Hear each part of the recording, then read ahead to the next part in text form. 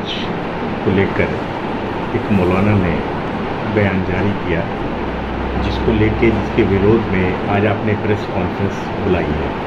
तो सर क्या है बताइए। देखिए, इस देश के अंदर मुसलमानों की कुल आबादी का 85% जो पिछड़े मुसलमान हैं, जिन्हें पसमानदा के नाम से जाना जाता है। पसमानदा एक फारसी लफ्ज़ है, इसका मतलब हुआ कि सबसे पीछे वाला, सबसे पिछड़ा हुआ।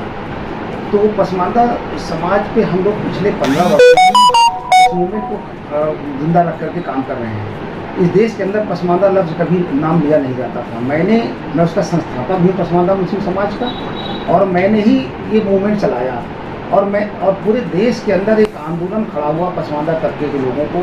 ये लगा कि मुझे इतने सालों से अधिकार नहीं मिल रहा था, और 85% हम लोग हमें हमारी हर तरफ, हर क्षेत्र में भागीदारी ना के बराबर है। चाहे राजनीति में हो, चाहे सरकार में हो, चाहे नौकरियों में हो, तो कहीं पर भी हमारी भागीदारी, हम 85% और हमारी भागीदारी ना के बराबर लगभग 5%। और वो 15% के अपर कास्ट के मुसलमान हैं, उनकी भागीदारी सभी क्षेत्रों में 95%। तो सरकार बनाने में और तो हम भी करते हैं ना, हमारे लोग प्रधान से प्रधानमंत्री तक बनाने में और करते हैं।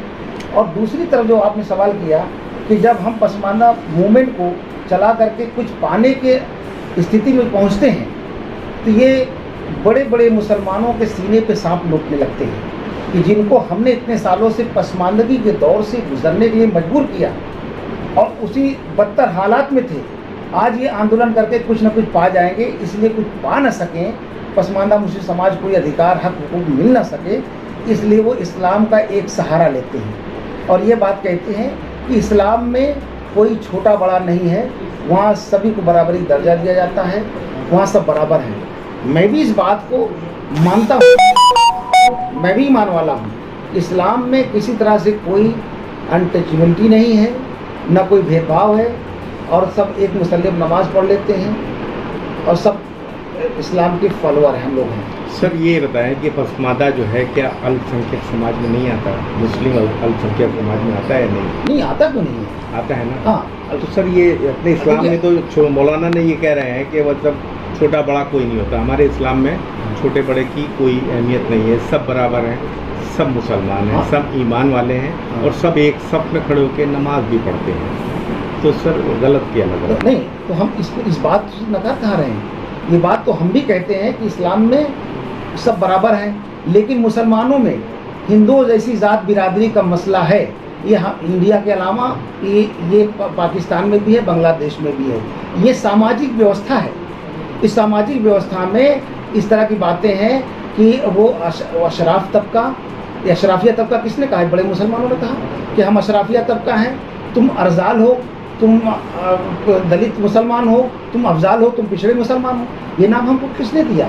तो आप एक तरफ कहते हो सब बराबर हैं, और एक तरफ हमको अर्जाल और अफजाल कह करके हमको आप गाली भी देते हो। तो सवाल इस चीज़ का है कि अगर मौलाना साहब, ये तो मफाद परस्त लोग कहते हैं, ये तो हर आदमी तो ये सोचता भी नहीं है। जब ये मुसलमान कहीं खड़ा होता है तो ये कहा जाता है ये मुसलमान है, ये नहीं कहा जाता कि ये सिंधी है, तो सॉरी ये सैयद है, ये पठान है, ये मुग़ल है, या ये अंसारी, ऐसा कहीं नहीं कहा जाता।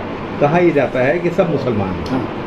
इस पर क्या कहते हैं? नहीं, देखिए, हम भी कहते हैं सब मुसलमान हैं। मुसलमानों में कुछ ऐसे कमज़ोर तबकात हैं जो देश की मुख्यधारा से कटे हैं, जो उनको कहीं बराबरी दर्जा नहीं मिला, वो समाज में भी उनको बराबरी दर्जा नहीं मिला। उनको आर्थिक रूप से वो पिछड़े हुए लोग हैं, वो शिक्षा के क्षेत्र में पिछड़े हुए लोग हैं। ये जो सारे लोग, ये पिछड़े हुए लोग हैं, ये इनके हक और अधिकार की बात करना, इसमें दिक्कत उनको क्या होती है? वो बात सर ठीक है। एक सवाल और भी उठ रहा है, जैसा कि अभी आपने अपने प्रेस नोट में कहा है कि ईदगाह का इमाम जो है वो पसमानदा समाज से होता है। क्या आप एक मुसलमान होकर ये महसूस करते हैं कि वहाँ पे जो ईदगाह का इमाम होता है, क्या धर्म के हिसाब से, तो जाति के हिसाब से होता है कि वो सैयद है या वो पठान है, वो अंसारी है, उसके हिसाब से इमाम बनाया जाता है, या उसकी काबिलियत? देखिए, क्या मैं आपको बता दूं कि इस देश के अंदर पिछड़े मुसलमानों को ये अगली जात के कुछ मुसलमान उनको मुकम्मल मुसलमान मानते ही नहीं है कि ये दर्जी है, ये दुनिया है, ये नाई है, ये मेहतर है, ऐसे कह कर के उनके पीछे नमाज पढ़ना भी नहीं चाहते। और मैं बता दूं कि अभी भी तमाम मुस्लिम मेहतर हैं, मुस्लिम धोबी, इनके में ये लोग शरीक में नहीं होते। तो किस बराबरी की बात कर रहे हैं? अगर मौलाना ये कहते हैं कि यहाँ पसमानदा होता ही नहीं है, कोई तो इस्लाम में तो नहीं है, लेकिन मुसलमानों इसलिए कहा कि क्या वो एक, अगर उनको लगता है तो एक पसमानदा को अपने मस्जिद का इमाम, ईदगाह का इमाम बना दे, तो क्या उनके पीछे नमाज पढ़ने को दिक्कत क्या होती है? ये तो खानदान तक चलता है कि अगर फिरंगी महली के दादा से पोता तक यही होंगे। हाँ, दिल्ली में जामा मस्जिद में शाही इमाम नहीं बनेंगे, ये क्या इस्लाम में इस तरह कोई कॉन्सेप्ट है? क्या बताइए आप, क्या इस्लाम में है? तो एक तरफ आप इस्लाम की दुहाई देते हो तो इस्लाम को मानते नहीं हो कि आपके खानदान के लोग ही बन सकते? क्या पसमानदा नहीं बन सकता? क्या ईदगाह के इमाम पसमानदा नहीं बन सकता? क्या आप उसको रखते नहीं हो? जब पर्सनला बोर्ड में एक पसमानदा को उसका चेयरमैन बनाया गया तो अंत में उसको कुछ दिनों बाद हटा दिया। तो ये भेदभाव कौन कर रहा है?